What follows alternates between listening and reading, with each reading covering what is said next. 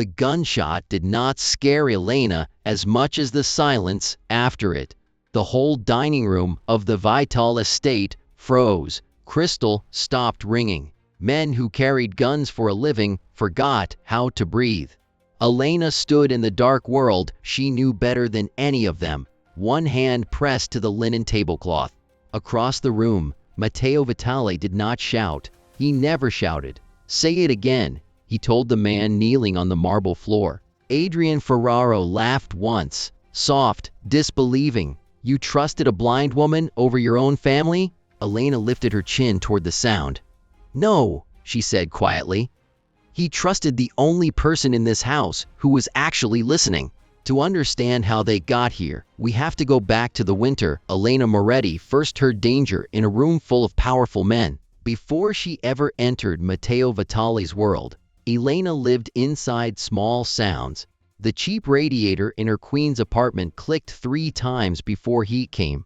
The window by her piano leaked cold air. She kept a folded towel there to block the draft, telling herself every month she'd replace it. Every month the rent came first. Blindness had made sound her map since the accident 3 years ago.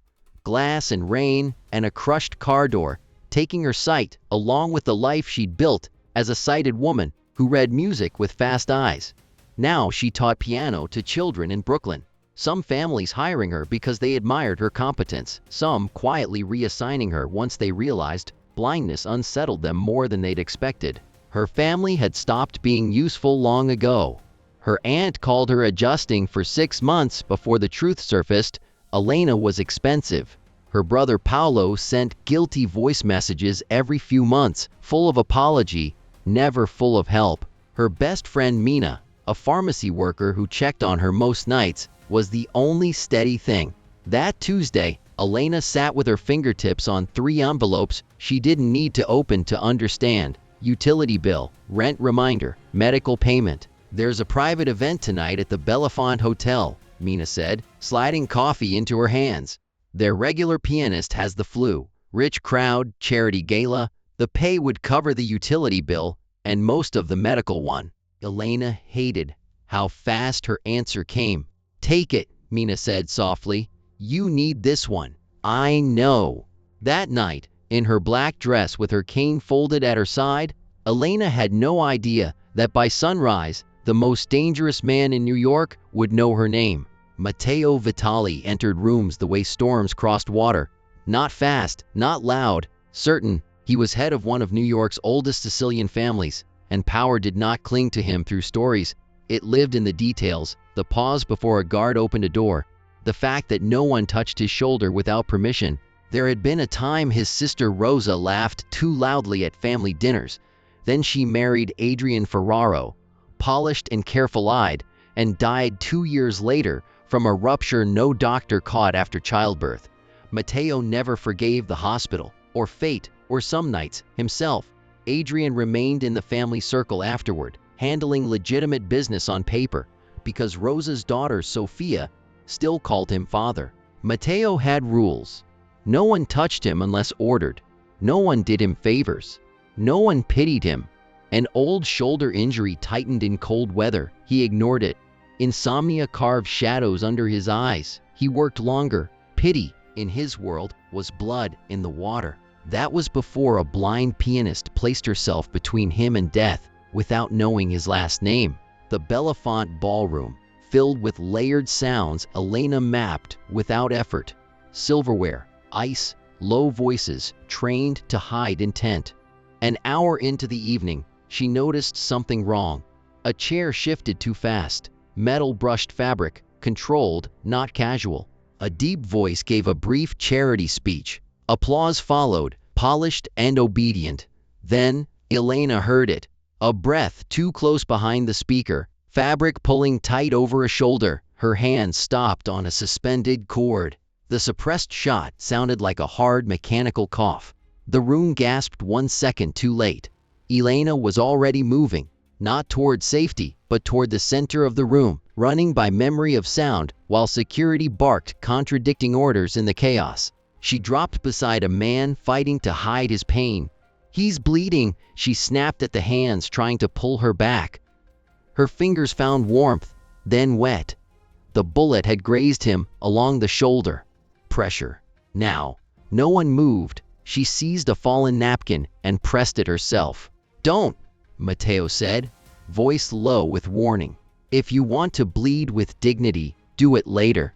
She heard the same suspicious stillness from before. "Close now. Left side," she said quietly to a guard. "The man 2 tables over hasn't moved. Check his cuffs. He loaded recently." Gun residue. The room's fear sharpened into something closer to respect. Matteo's hand closed hard over her wrist, testing reality through pain. "Who taught you to keep your head in a killing room?" "No one. But panic wastes time." When medics finally replaced her hand, she rose on her own. "Who are you?" Matteo asked, closer now. "Elena Moretti," she said, and felt the weight of him noticing her for the first time. The next morning, a black car waited outside Elena's building. Matteo's men brought her, respectful but unexplaining, to an Upper East Side townhouse. In a study smelling of cedar and coffee, Matteo waited alone. "You identified my shooter's backup before my own men did," he said. "I identified a man who was too still. He wanted her help finding a leak inside his organization. Someone had given the shooter precise timing. I want you to sit in my rooms and hear what my own people can't." "No," Elena said, surprising herself. "I am not desperate enough to become a pet bloodhound for a mafia family. I would pay you. That makes me hired, not respected." "You want both?" "Yes." That earned the faintest shift in the air. They negotiated terms. 3 weeks, her own schedule, her friend Mina always knowing her location, the right to walk away. "Agreed," Matteo said. At a small dinner days later, Elena listened while Adrian Ferraro's voice moved through the room, smooth and respectable. His wedding ring tapped his glass stem 3 times whenever port routes came up. Not random, pattern. When a captain named Luca tried steering her by the elbow, she stepped back. "I can walk without being steered." Matteo's voice cut through the room's discomfort. She said don't. No one argued. A child's presence became the truest bond building. Sofia, 6, hid beneath the grand piano some evenings, quiet in the wary way of children raised around grief. Elena taught her that middle C could be found by pattern, not sight. Matteo would pause in doorways, listening to his dead sister's daughter laugh again. One evening, after Sofia fell asleep on the music room sofa, Matteo confessed, "After Rosa died, I closed this room for a year." Elena told him to try telling Sofia stories about her mother, even badly. "My rules keep people alive," he said, armor returning. "No one helps me. No one pities me." "And yet," Elena said, "you brought me into your house." "I haven't decided," he admitted, if that was wisdom or weakness. Adrian Ferraro looked like safety. That was the first reason he was dangerous. Perfectly fitted suits, a voice that never rose, church on feast days, charity galas in winter. Men in Matteo's circle trusted him because he'd been adjacent to their pain for years. He'd buried Rosa, he was father to her daughter, but Elena heard what faces hid. Adrian's breathing changed, subtly, before he even spoke. Whenever Matteo entered a room, small tightening, resentment held on a leash. He touched objects like measuring ownership, the back of Matteo's chair, decanters, doorway frames. She overheard him tell a relative in the hallway, "Matteo is sentimental lately, about anything that softens a man like him." She mentioned it to Matteo. "You think Adrian is the leak," he said. "I think he dislikes not being at the center." Others dismissed her instincts. Luca said Adrian had been family too long. The attorney blamed grief. Even Mina hesitated. Then, Elena overheard Adrian speaking to Sofia in the hallway, gentle on the surface, impatient underneath at being questioned by a child he should have comforted. That night, Elena lay awake. Everybody else saw Adrian and remembered history. Elena heard him and recognized hunger. The trap began with her brother. Paolo called one rainy evening, guilt curling through his voice. Before the real request surfaced, he owed dangerous men money and wondered if Elena's employer might help. "How do you know about Matteo?" she demanded. "People talk," Paolo said, too carefully. 20 minutes later, Adrian himself called. I wanted to assure you Paolo's situation can be solved quietly. Ask Matteo about Brooklyn Pier 9. Ask him why your route home changed yesterday without your permission. Her route had changed. Matteo hadn't mentioned it. Because unlike Matteo, Adrian said, I think you deserve to know when you're in danger. The next day, with Matteo away at a meeting, Elena sat in the music room to think. Adrian arrived through the covered garage, dry shoes despite the rain outside. Planned. Matteo will never let you stand beside him fully informed, he said. Brooklyn Pier 9 is about to turn violent. He didn't tell you because he wants gratitude, not consent. His offer, stay away from the house for a few days, and Paolo's debt disappears. A guard's radio crackled in the hallway. Adrian pivoted fast, cuff-brushing the piano lid, and under his breath, no longer polished. Damn, he hadn't expected interruption. Grab her. Men surged in. Wrong shoes, wrong weight, not house security. Elena slammed the door into someone, ran by memory of furniture, and heard Sophia scream downstairs. Fear burned into focus. They were in a house with a child. She swung a metronome into someone's arm, a gun cocked, close. Enough, Adrian said, strained beneath his smooth voice now. Come quietly. Elena turned toward him instead. You arranged Belafonte. 3 rings on the glass every time the docks came up, pepper and cedar cologne. Dry shoes in a rainstorm. And you just said damn with your real voice. Gunfire cracked through the hall, loud, no suppressor. Guards dragged her down behind the piano. Sophia cried against her shoulder in a pantry-turned shelter through the lockdown that followed. Matteo arrived 12 minutes later. The house inhaled around him. Were you touched? He asked. Not the way you mean. She turned toward him. Did you change my route home because someone had my schedule? Yes. Did you tell me? No. To keep you calm. You mean obedient, Elena said, voice cracking the small room. I am a target now, Sophia whispered. Uncle Teo? And the name cut through both of them. Matteo lifted the child with a tenderness that didn't belong to his public body. It's over, he told her. Elena listened to the lie and wished it were true, because Adrian had slipped free during the chaos. Adrian did not run far. Men like him fled in narrative, not panic. Matteo located him within a day at an old family property in Staten Island. No, Matteo said, when Elena insisted on coming. You hid danger from me yesterday. You don't get to do it again today, Elena said. That is exactly what Adrian counted on. You deciding what I can survive. If I lose you because I chose strategy over safety, Matteo said finally, I won't survive that with anything decent left in me. She went with him anyway. In the dusty hall, Adrian waited, composed. You brought her, he said. Matteo laid out the evidence. Bank transfers, shell companies, pier schedules, security overrides from Belafonte, phone records linking Paolo's debt to Adrian's assistant, a recorded call, baited hours earlier, in which Adrian said too much. Elena, Matteo said, tell him the rest. I heard Belafonte before anyone else moved, she said. Your ring, your cologne, the backup on the left side of the room. You kept using the same signals because you never believed a blind woman could put them together. A court would laugh at that, Adrian said. This isn't court, said Matteo. Adrian struck back the only way he had left. Ask him why your schedule changed 3 times this month.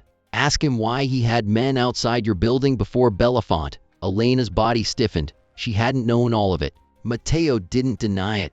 I was wrong, he said, the words landing harder than a gunshot in that room. I thought distance would protect you. All it did was make room for him. Adrian, mistaking the confession for weakness, drew a gun. Right, Elena shouted, having tracked the tension in his body the whole time. Matteo fired once. Adrian's gun clattered to the tile, a bullet through his shoulder ending all performance. This is the part, Matteo said quietly, crouching near him, where lesser men expect me to kill you for the insult. You should, Adrian gritted out. No, death would make you family tragedy. You don't deserve that. Instead, Matteo stripped him of all standing, access, and accounts, seized his assets, and sent the evidence to the men across the river he'd been secretly stealing from. His daughter remains under my protection until a civil arrangement is made." As guards hauled him upright, Adrian spat. "You think you won?" "No," Elena said. "I think you lost the moment you believed silence meant ignorance." Before the room emptied, Matteo turned to his men. "From this point on, Elena Moretti is not to be managed around, spoken over, or shielded from information concerning her safety. If she gives instruction in a crisis, you listen." It was a public reversal. The woman once guided by the elbow, now named and respected at the center of the room. Worlds like Matteo's never became fairy tales, but the axis shifted. At the next family lunch, no one took Elena's arm without asking. A server announced plate positions because Matteo had made clarity house rule for everyone, not charity for one person. Paolo came 2 weeks later, sober and thinner. Elena listened to his apology without carrying his guilt for him. "I won't answer your calls without dread," she told him, "but if you stay clean, maybe one day I will." Matteo told her more of the truth in the weeks after. Routes to avoid, names that mattered, how long his men had watched her building. Each truth landed with pain because it should have come sooner, but each one stitched shut the torn place between protection and control. Sofia resumed piano lessons twice a week, declaring middle C the brave note. Sometimes Matteo listened from the hall, sometimes he sat without speaking, a dangerous man made quiet by a child counting beats aloud. One snowy evening, after Sofia fell asleep across Elena's lap, Matteo said, "Come to dinner with me." A real dinner, no bodyguards, decent wine. Over candles she couldn't see. He asked about her students. She asked about his mother, who used to oversalt the Sunday sauce and dare anyone to complain. He laughed, low and unperformed. Then he reached across the table, hand waiting where she could refuse it. She placed her fingers over his instead. "I can't promise you a simple life," he said. "I would distrust you if you did, but I can promise this. No more darkness chosen for you by me. And I can promise something too," Elena said. "If I hear danger coming, I will tell you before the gunshot." Later that winter, Matteo set something small beside her hand at the piano. "A key to the music room," he said. "It was my sister's. Now it's a room where the house breathes again." Outside, the old Sicilian world kept moving in quiet wars and formal bargains.